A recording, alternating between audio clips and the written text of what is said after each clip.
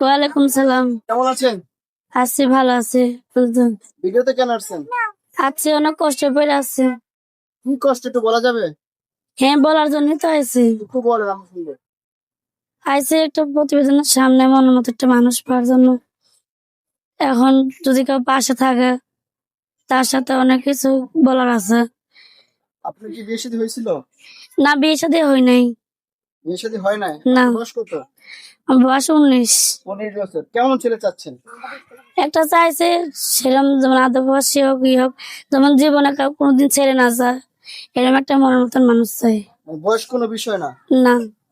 বয়স্ক হলে সমস্যা নাই। না, ভালো ছেলে বিয়ে করে ফেলাই দিয়ে চলে যাইবে। আপনি এমন ছেলে খুঁজছেন যে ছেলে আপনাকে সবসময় দেখে শুনে রাখবে? হ্যাঁ, আমার একটা বোন আছে, 3 বছর বয়স। বোনটাকে আমার এখন রাখে। তো এখন আপনি কিভাবে চলেন? এখন ভাই আমি টেলারের কাজ জানি। টেলারের কাজ? হ্যাঁ, কত টাকা পান টেলারের কাজ করে? কাজ করে 500-300 টাকা পাইতাম, সংসার চালাইতাম। এক সপ্তাহ আমার মেশিনটা চলে নিয়ে গেছে, এখন টাকার দুঃখে কিনতে পাই না।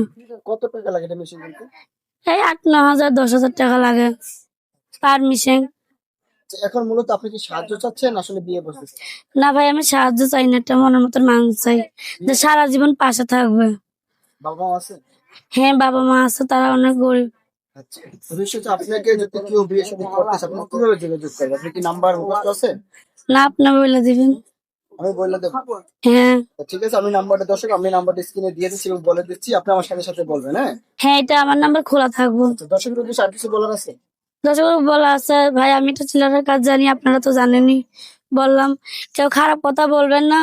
আর যদি আমরা পাইতে হন, তাহলে আমার একটা টাচ ফোন আছে, ডিসপ্লে নেই, ঠিক করে আমার তারা ভিডিও গুলো দেখতে পারেন।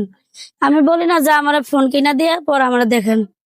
একটা ফোন ঠিক করতে 2-2.5 হাজার টাকা লাগে। ঠিক আছে, ভালো থাকবেন।